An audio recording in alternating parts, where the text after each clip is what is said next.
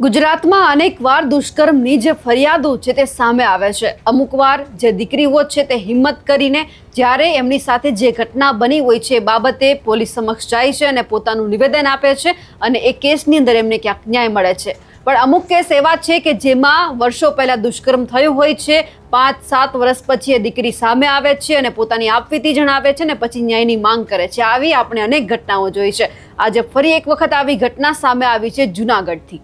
નમસ્કાર, આપ જોઈ રહ્યા છો નિર્ભય ન્યૂઝ અને હું છું આપની સાથે રિદ્ધિ.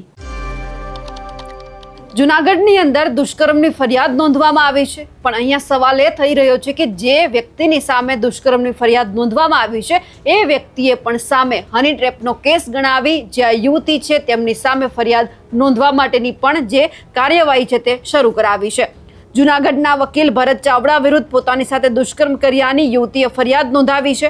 ભોગ બનનાર યુવતી અગાઉ અમદાવાદ મહિલા પોલીસ સ્ટેશનમાં પોતાના પર સામૂહિક દુષ્કર્મ તેમજ અપહરણની ફરિયાદ નોંધાવી હતી.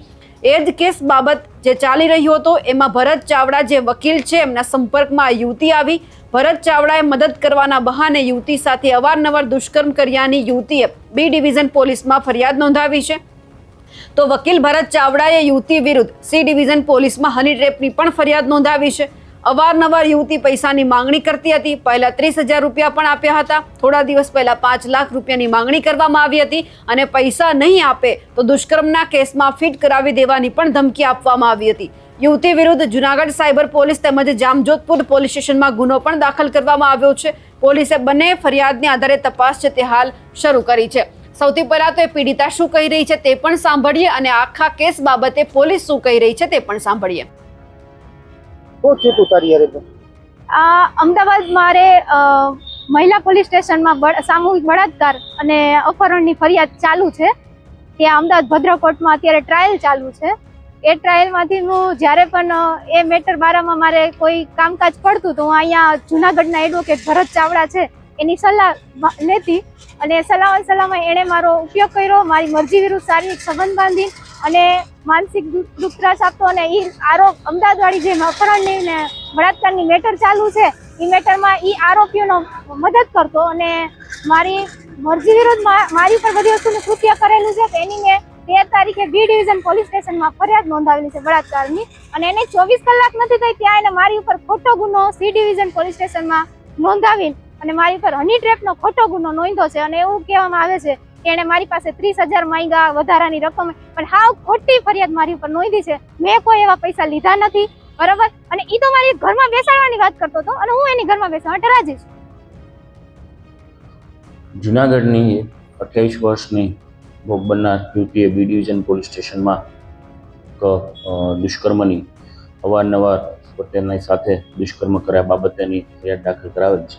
જેમાં આ યુવતીએ અમદાવાદ મહિલા પોલીસ સ્ટેશન ખાતે સામૂહિક દુષ્કર્મ અને અપહરણની ફરિયાદ દાખલ કરાવેલી હોય જે બાબતે અહીંના વકીલ ભરતભાઈ ચાવડાના માર્ગદર્શન મેળવવા માટે તેમના સંપર્કમાં આવેલ.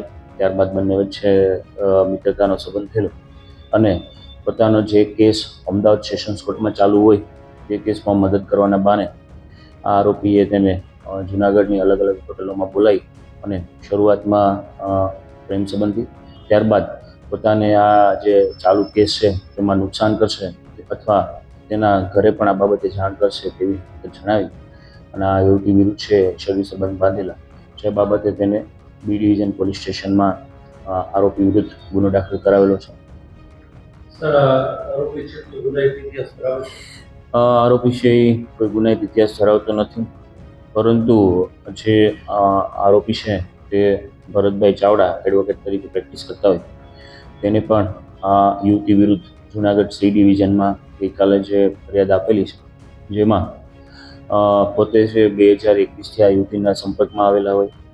આ ભોગ બનનાર યુવતી વિરુદ્ધ અગાઉ 2021માં જૂનાગઢ સાયબર રેન્જમાં જે ગુનો દાખલ થયેલો તે ગુનાના કેસમાં મદદ કરતા બંને એકબીજાના સંપર્કમાં આવેલા. ત્યારબાદ આ યુવતી સાથે પ્રેમ સંબંધ થતા બંનેની મરજીથી છે શરીર સંબંધ બાંધેલો.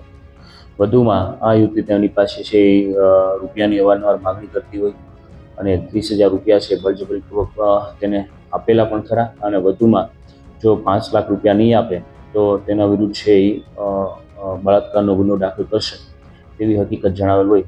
આથી જે ફરિયાદી છે ભરતભાઈ ચાવડા તેને પણ આ કેસમાં છે સી ડિવિઝન પોલીસ સ્ટેશનમાં સંબંધિત કલમ મુજબ ગુનો દાખલ કરાવેલો છે. હાલ બંને પોલીસ સ્ટેશનોમાં આ ગુનાની છે ઊંડાણપૂર્વકની તપાસ શરૂ છે. ભોગ બનનાર યુવતી વિરુદ્ધ ભૂતકાળમાં છે 406-420 જામજોધપુર પોલીસ સ્ટેશન ખાતે તેમજ સાયબરનો ગુનો છે જુનાગઢ સાયબર રેન્જ પોલીસ સ્ટેશનમાં દાખલ થયેલા છે.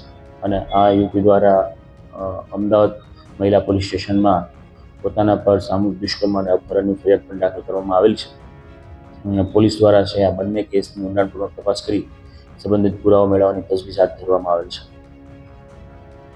હવે જે આ ઘટના સામે આવી છે તેમને લઈ આપ શું માનો છો કમેન્ટ કરીને ચોક્કસથી જણાવજો. સાથે જ અમારી નિર્ભય ન્યૂઝ ચેનલને લાઇક, શેર અને સબસ્ક્રાઇબ કરવાનું ભૂલશો નહીં. નમસ્કાર.